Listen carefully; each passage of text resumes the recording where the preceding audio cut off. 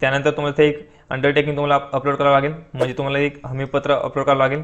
तर मित्रांनो, या हमीपत्रामध्ये तुम्हाला इथे जे डॉक्युमेंट विचारले होते तर हे डॉक्युमेंट तुमच्याकडे आहेत किंवा नाही त्याच्याबद्दल माहिती द्यायची आहे. ओके, तर इथे डाउनलोड सॅम्पल फॉर्मॅट यावरती क्लिक करायचं आहे.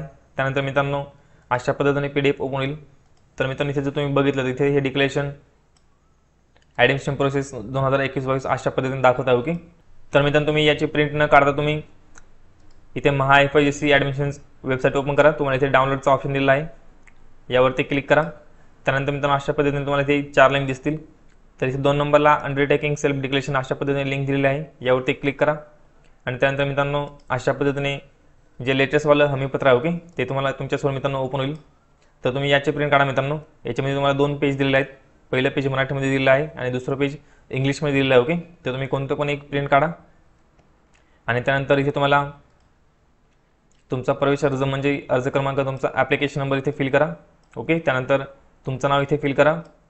आणि त्यानंतर मूळ जात प्रवर्ग म्हणजे तुमचे कॅटेगरीचं नाव इथे फिल करा. त्यानंतर तुम्ही जर तुमच्या कॅटेगरीमधूनच अर्ज करत असाल तर परत इथे कॅटेगरीचं नाव इथे फिल करा. ओके, आणि त्यानंतर अन्य आरक्षणाचा लाभ घेणार असल्यास ओके, जर तुम्हाला दुसऱ्या एखाद्या आरक्षणाचा लाभ घ्यायचा असेल तर त्याबद्दल इथे माहिती द्या. ओके, जर नसेल तर इथे डॅश करून अशा पद्धतीने माहिती भरा. त्यानंतर स्वतः अल्पसंख्याक असाल तर इथे माहिती द्या, नसेल तर डॅश करा. ओके, आणि त्यानंतर इथे तुम्हाला ज्या शहरामध्ये ज्या सिटीमध्ये तुम्हाला ॲडमिशन घ्यायचं आहे त्याचं इथे नाव फिल करा. ओके, त्यानंतर खाली तुम्हाला डॉक्युमेंटबद्दल माहिती विचारलेली आहे. तर इथे तुम्हाला मित्रांनो डॉक्युमेंटची माहिती द्यायची आहे. तर इथे तुम्हाला अर्जासोबत सादर केलेले डॉक्युमेंट याच्याबद्दल माहिती विचारलेली आहे. आणि त्यानंतर प्रवेशासाठी सादर करणारे डॉक्युमेंट याच्याबद्दल इथे माहिती विचारलेली आहे. तर तुम्ही जे डॉक्युमेंट ॲडमिशनच्या वेळेस देणार आहात तर त्याबद्दल माहिती तुम्हाला या ठिकाणी द्यायची. ओके, तर इथे सगळ्यात पहिले इयत्ता 10वी शाळा सोडला दाखला विचारलेला आहे. ओके, जर तुमच्याकडे आता नसेल तर इथे अशा पद्धतीने क्रॉस करा.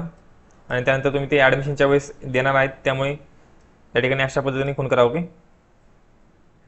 त्यानंतर इयत्ता 10वी गुणपत्रक आता तुमच्याकडे नसेल तर इथे क्रॉस करा. ते तुम्ही ॲडमिशनच्या वेळेस देणार आहात तर त्यामुळे इथे तुम्हाला अशा पद्धतीने खून करायचे आहे.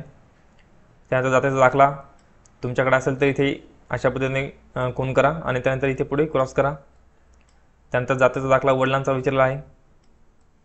त्यानंतर उन्नत व प्रगत गटात मोडत नसल्याबाबतचे एनसीएल प्रमाणपत्र, तर ज्या कॅटेगरीजला एनसीएल लागतं ते तुमच्याकडे असलं पाहिजे. ओके, जर तुमच्याकडे नसेल तर ते तुम्हाला ओपनमधून कन्सिडर केलं जातं, तर हा पॉईंट लक्षात ठेवायचा. ओके, आता ST कॅटेगरीला ते लागत नाही त्यामुळे तुम्ही दोन्ही ठिकाणी क्रॉस करणार आहे. त्यानंतर अन्य आरक्षणाबाबत प्रमाणपत्र, तुम्हाला जर दुसऱ्या एखाद्या आरक्षणाचा लाभ घ्यायचा असेल त्याबद्दल इथे माहिती द्यायची आहे. त्यानंतर स्वयं घोषणापत्र अल्पसंख्याक जर असाल तर इथे माहिती द्या, नसाल तर अशा पद्धतीने क्रॉस करा. ओके, तर अशा पद्धतीने इथे माहिती भरा. ओके, आता तुमच्याकडे डॉक्युमेंट नसेल तर अशा पद्धतीने इथे क्रॉस करा. आता हे डॉक्युमेंट तुम्ही ॲडमिशनच्या वेळेस देणार आहेत त्यामुळे तुम्ही राईट साईडला अशा पद्धतीने खून करा. ओके, आणि त्यानंतर खाली तुम्हाला इथे विद्यार्थ्याचं नाव व स्वाक्षरी विचारलेलं आहे. ओके, तर इथे तुमचं नाव आणि स्वाक्षरी तुम्हाला ते फिल करायचं आहे. तर तुम्ही ज्या दिवशी फॉर्म भरणार आहात ती डेट तुम्ही इथे फिल करा. त्यानंतर विद्यार्थ्याचे नाव व स्वाक्षरी अशा पद्धतीने तुम्हाला इथे माहिती विचारलेली आहे. त्यानंतर पालकांचे नाव व स्वाक्षरी तुम्ही इथे माहिती भरा. ओके, आणि त्यानंतर तुम्हाला हे डॉक्युमेंट याचा फोटो किंवा तुम्ही PDF करून घ्या. ओके, ही सर्व माहिती भरा आणि याची तुम्ही एक फोटो काढा किंवा एक PDF तयार करा. आणि त्यानंतर तुम्हाला इथे अंडरटेकिंग इथे ऑप्शन दिला आहे, यावरती चूज फाईल यावरती क्लिक करा आणि ते अपलोड करा. आणि त्यानंतर 7 नेक्स्ट या ऑप्शनवरती क्लिक करा.